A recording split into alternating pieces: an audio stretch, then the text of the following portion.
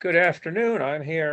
I'm Doug Holder. I'm here with my guest, mystery writer uh, Dale T. Phillips. We're here for another session of poet to poet, writer to writer from Somerville Media Center. And Dale is first of all, he's a member of the famous Bagel Bards, right? And is also a New England writer. He studied at the University of Maine in Orono, and he studied with a notable mystery writer and horror writer, Stephen King. And he's worked as a technical writer, but he's had many jobs, everything from a fish bait dealer to a blackjack dealer. All right. I mean, so he's had a very eclectic background. By the way, what years were you at? My brother is 63, and he was at University at Orono. He's graduated from there. He was 2 years behind me then. Oh, he was 2 years behind you. Yeah. Okay. All right. Well, wait a minute. What so was his you might name? have seen each other, but yeah, I might have seen him actually because it's Donald Holder. Yeah, Donald. I'll have to look at the yearbooks. He was in theater and fire. I was in theater and forestry. I was a theater major, and I knew the forestry. Wow. He started out in forestry, hated it, and then he became a theater and lighting designer. It was on the first production of The Lion King. He won a Tony Award for that, but that's another story. But a lot of good people from the University of Maine. But anyway, let's see here. You see, you've had many jobs. Not only that, you worked in a number of roles over the years. I mean, how much has this provided fodder for your work?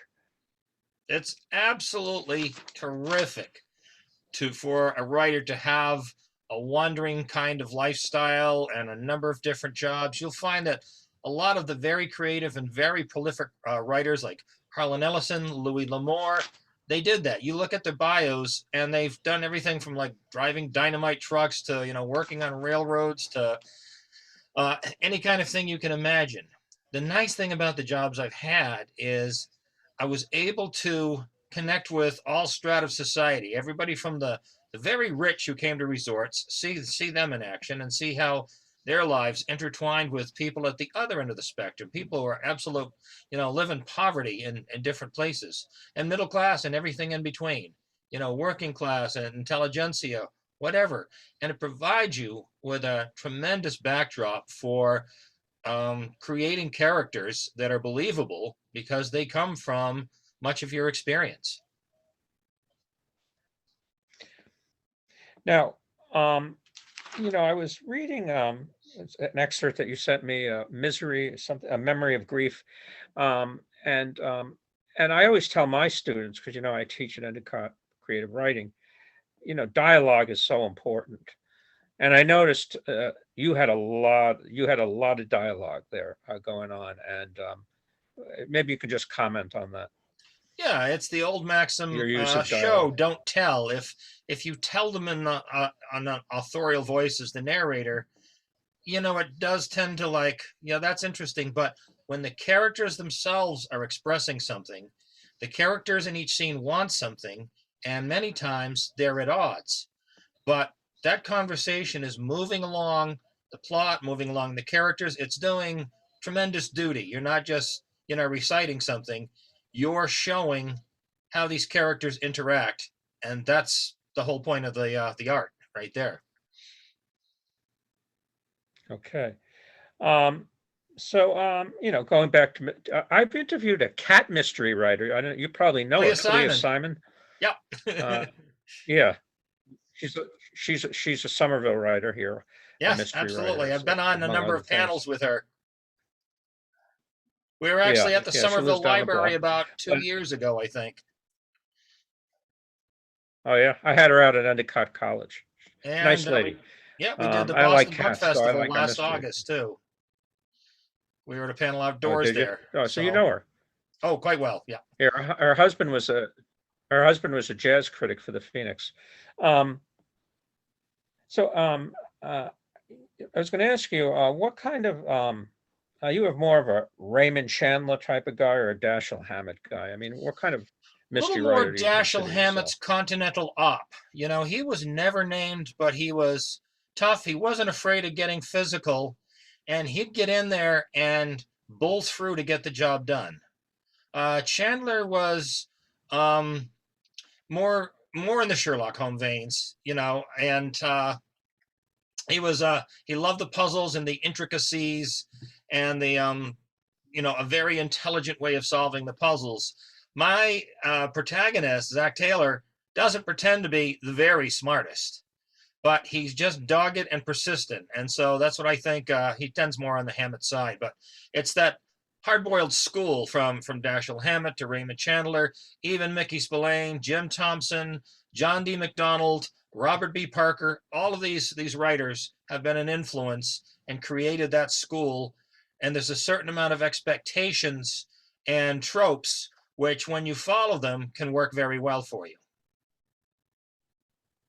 You mentioned Jim Thompson, and he's not as well known as the others, but I remember I picked up a book of his, and just was blown away about how bizarre and amoral everything was in his Right, books. completely different He worlds. was considered a pulp fiction type of thing, right? Well, now James Did M. you Cain are is you turned too. on by his? Right, Yeah, James M. Cain yeah, but wrote I in mean, that world, but Jim Thompson really. Thompson went even further. I mean, yeah, really too. He had a sick mind, like Philip K. Dick. Also was sort of yeah. He Yeah, was and Philip also K. like that. Dick was Yeah, not truly appreciated in his time, but look at now. They're making movies and television series out of almost everything he did because they're mining that and yeah, finding gold. yeah. I mean, all these were troubled. Raymond Carver. I mean, Raymond Chandler was big alcoholic. Mm, Lived with a much older woman. Dashiell Hammett, of course. Who right. who did he live with again? He lived with another Lively Lillian Hellman Hellman. or something like that. Yep, Lillian Hellman. Yeah, yeah, yeah. So there's, um, so there's a lot to be said about that. Well, there was a point at Now, one conference. Oh, sorry. go ahead. There was a point at one Go ahead. conference where one of the writers was saying, yes, usually our first protagonist in our mystery series tend to be like us, like Hank Phillippe Ryan writes about a reporter, and Steve Ulfelder wrote about this guy who liked to race cars and things. And they went around and people were like nodding their heads and they go, and Dale, how about you? And I go, I write about an alcoholic ex-con. And everybody got very quiet. Yeah, right. So They it's were not interesting always. sometimes. Yeah, I know. Now, going back, going to your mystery series, with a Zach Taylor mystery series. I don't know if it was just true in the Memory of Grief, but he doesn't use this character doesn't use guns, right? Correct. And he goes against opponents who often do. Yes. What? How did you conceive of this character? Why did you conceive of this character? It's a different slant in some ways, yeah. One thing I find in much of mystery fiction is that the character whips out a gun when they're in danger and all the problems are instantly solved. Now, I've been on the planet for 2/3 of a century, and I find that's not usually the way things work. Usually, when a gun comes out, it makes a lot more problems. And you've got a lot more legal problems with that as well. And so I wanted a protagonist for which it would be harder. It's just too easy. It's like a Deus Ex Machina. You pull out the gun and all the problems go away. The protagonist wins every contest. Like, What did Chekhov say about the gun? The gun well, if thing? you introduce a gun in Act 1, a gun on the wall must be fired by Act 3. Right, Yes. right. But, and I said, I had to work backwards when creating the character. So who would a character be, a person be, who absolutely hates guns, doesn't use them, but yet has a driving need to involve himself with people who do use them. So I had to work to create this believable character. And he's got a past tragedy, which just turns him off guns entirely, and which is the driving force for the first mystery because his friend is a supposed gunshot suicide. And he goes, no way would that happen. So he drops everything, changes his life to go and find out the truth, and then gets involved in adventure after adventure. But he has to use his wits. He has to use his physical skills. He has to outthink his opponents to keep away from the people with guns from doing him in. Challenging. I mean, I often say, a beginning writer, my creative writing classes, they'll end with, "Oh, it was all a dream," or, "Oh, I Oh won no, the that's the lottery." number No, one thing you don't it- do. Do not or ever I do. won. The other big thing is I won the lottery, and then all my problems were solved. These Right. types of things. Well, Raymond Um, Chandler used to say, anytime you get stuck on your story, have a man enter the room with a gun. And again, I'm like, no, no, work it out. Make it more interesting, make it more believable, and don't just rely on that, that trick that yeah, I to mean, get you out of trouble. he's a sort of eccentric protagonist in that sense, about guns. I mean, Nero Wolfe, the gourmet, wasn't he, or the gourmand Right. But he detective, was didn't also. get into it physically. He stayed in his No. room and let Archie do all the hard work. So Oh, okay. there you go. I mean, Yeah, Zach those. doesn't have this homicidal sidekick that so many PIs and mystery characters have. I mean, you've got James Lee Burke with Cleet Purcell. You had Robert Parker's Hawk. You have Wynn from Harlan Coben's series, Milan Bolitar series. You've got all these people, but they always have this purely homicidal sidekick who's always there whenever they need him, who always shoots the right people just when they have to. And Just like our sidekick, Steve Glines, right? yeah, well, I don't know. How good a shot is he? Um, Now, you were you were in an independent movie, one of the many things called Thor, which was about Throg, Throg. Throg, Yep. I'm sorry, Throg. It was about an immoral idiot who chose to Immortal, champion. immortal, not immoral. Immortal. As was I reading from the publicity, I'm sorry, is chosen to champion the board gods of Mount Olympus. Tell me, what Yes. role did you play? I was Throg Sr. I was the father who actually found Throg under a rock and adopted him, but Oh, treated him a little like my own son and a little like Brian Doyle Murray as a character. I was channeling him and Shatner as James T. Kirk in my roles. So it was a lot of fun, and I always thought I would be like Alan Rickman in Galaxy Quest at conventions 20 years in the future, signing books and just going, I was something once, and now look at me. see, you didn't achieve fame and fortune from that film? Well, I achieved a measure of fame. I mean, we won at the Uh, Boston International Film Festival in 2006. We won Best Cinematography. And we're going up against people with huge budgets, 10 times the budget, with Academy Award actors and actresses in their films. And we scored that just on essentially what was a home movie project, almost like wow, a film school project, learning on the job. wow, wow. So you just knew these people, or they just? Yes, the director was a friend of mine, and he and this other friend of mine, who've been long-term friends, did a short, and they showed it at some festival somewhere, and the audience went nuts. And their little 3-minute, clip, they looked at each other and said, "Oh, we've got something here." So over the next 3 years, they filmed bits and pieces of it, put the script together, filmed that, took another year of editing, and then started showing the film around. And like I say, it's a parody of a lot of Monty Python and a lot of the action films mixed together. And it's just a lot of fun if you see it in the right mood with the right people. It's a good giggle. Yeah. Okay. Um, Now, I was going to ask you. I always ask people this at the end of an interview, and I'll ask you to read an excerpt if you wish from one of your latest book. But why should we read your book? Why should we read your books? Why should we read your It's a series? good question because Stephen King taught us, and what I believe in is I care That's about what I missed. I wanted you to talk about your Stephen King Oh, experience. absolutely. I mean, he was a terrific professor. He cares about the craft and he makes you care about it. And that's what I do. I care about the craft and want to do something better, not something that's just the everyday, the ordinary. Somebody who pulls out a gun, that's common. How about somebody who doesn't? That brings it up a level. All my mystery series are based on a literary theme. And the title of the book involves itself in the theme of the book. So I call it the thinking person's action series, because there's a lot of layers to it. You can just read it as a good action yarn, but if you think about the themes and what's going on in there, there's a lot deeper levels in it. So But tell people me, that do read it are quite impressed with it. So yeah, tell me about your experience with King. Was he big, but when you back then it he was certainly was. 1978, and he Yeah. had a few books published. You know, Carrie had been published, Salem's Lot, and I think The Stand had just come out. You know, just a few, and he was big. You know, I know he was big, especially in Maine, because my librarian had handed me a copy of Salem's Lot and said, "You need to read this person." I went, "Wow."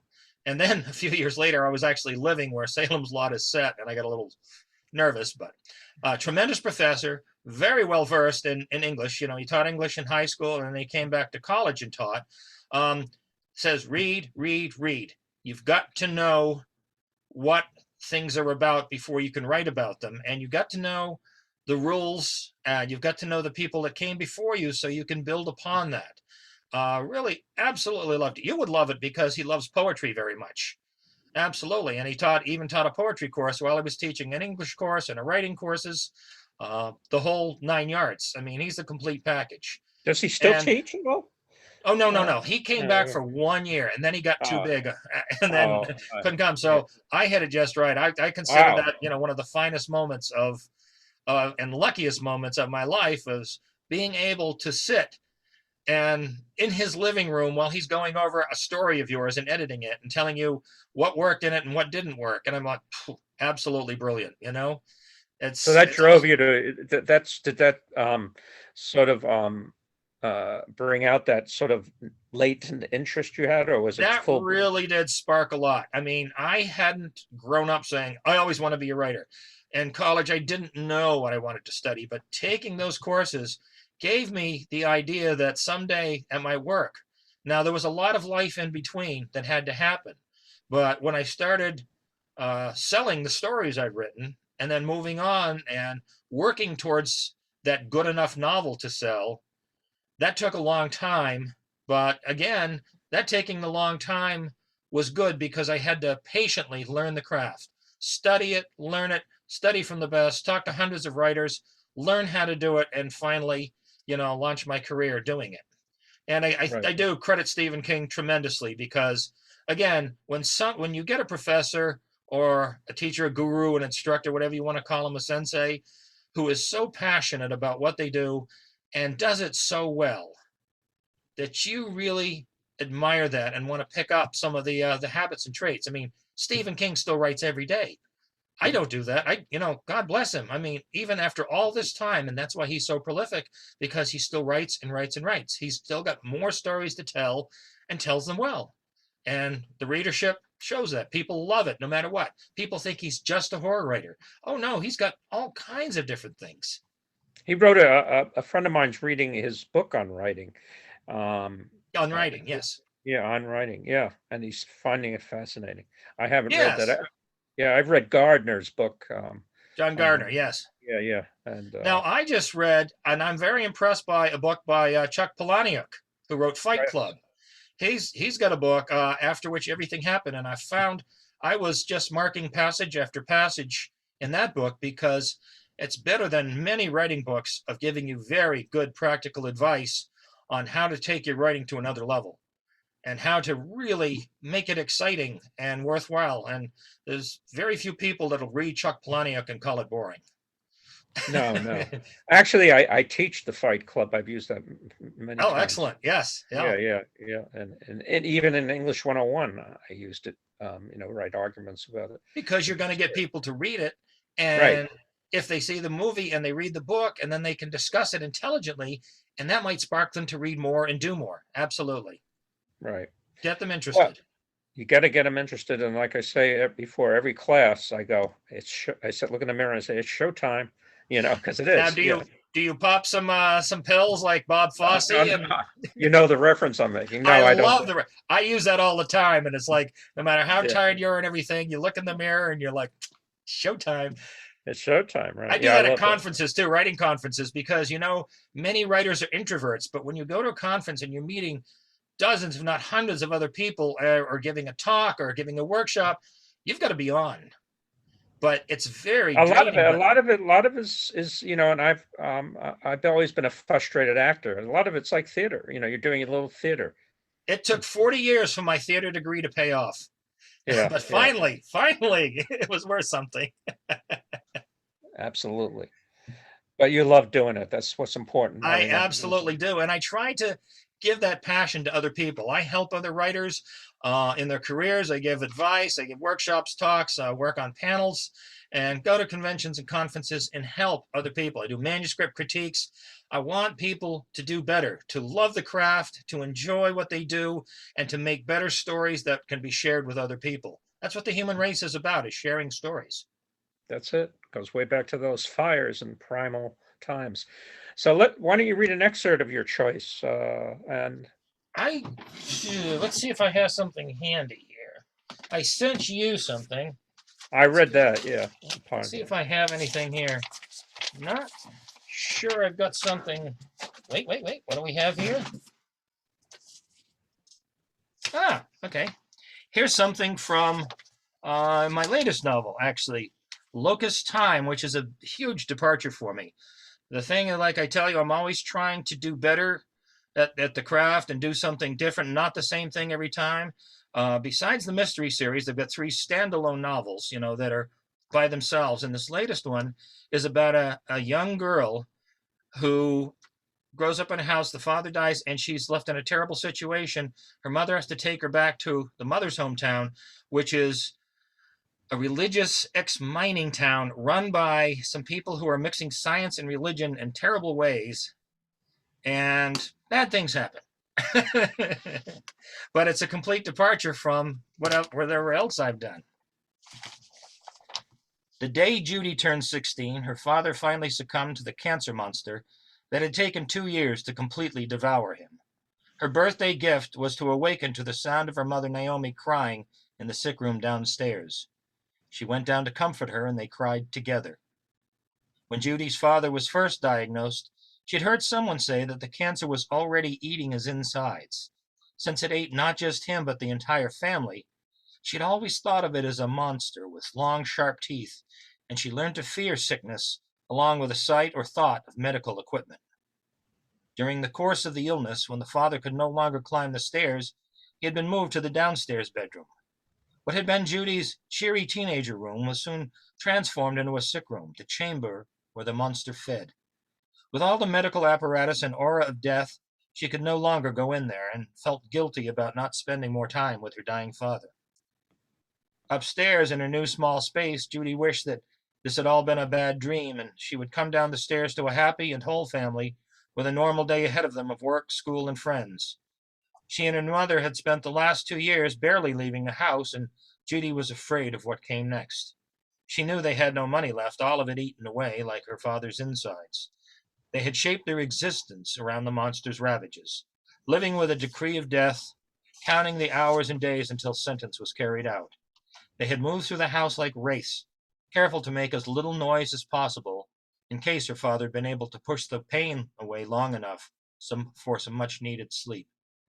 They had communicated by signs and gestures, or at most brief whispers. Even their meals were eaten in silence. There was no more music or laughter. There had been plenty of both when her father was healthy. thank you for that, Dale. Where can we buy your books? All kinds of places. Unfortunately, many bookshops keep closing, but some will carry them. There's Gibson's bookstore up in New Hampshire. It's up in Maine. There's Letterpress Books, Sherman Books. If you go online, you certainly Amazon, Barnes and Noble, all kinds of places. Audible has all the audiobooks, and you can get them also in paperback and ebook. So When any of can the large book distributors and many bookstores, you can order through them as well. If you go to Powell's or many of the larger bookstores, if they don't have it in stock, they can certainly order one for you. and you have a website? Yes, absolutely. And that And what? usually that has all the links to places where you can go for them. Okay. Well, I want to thank you for being on Poet to Poet, Writer to Writer, Dale. Do you have any before we go, do you have any reading coming up you want to alert our viewers Well, about? yeah, actually, this is great. Besides today, as of yesterday, I have an article that came out in Mystery Readers Journal. I saw that on Facebook. You were in some Yes. really nice company there, right? Oh, I'm in Yeah. some tremendous company, and I managed to name check a lot of my writer friends up in Maine who have been toiling for so long, and give them some shout outs and some credits. And Janet Rudolph does um, Ellery Queen's Mystery Magazine. She's the editor of that, so that's a pretty prominent place to be alongside with all these other writers and in that journal. That's a nice one. And this Tuesday coming up, I will be moderating a talk from the Tewksbury Writers Night Out. This is sponsored by the Tewksbury Library, and we have a chat once a month with a new writer. And this month it's going to be Matt Cost from up in Maine. He writes historical fiction. He's got mystery fiction. He's got some other stuff, and he's had quite an eclectic career as well. So it's going to be a fun talk with him. Well, thank you. What else is? Oh, all right, good. No, I know, and it's like that's something every month, and people are starting to open up live book selling events, and those are the ones I love. I love connecting with fans and making that personal connection rather than just hoping that somebody else's recommendation is good enough for you. If I can talk to somebody and ask what they like to read, and I have something that's in that space, it's a good chance of a sale because I can try to find out their likes and give them something that they will like. And if I don't have something, I'll recommend something that I know that they will like.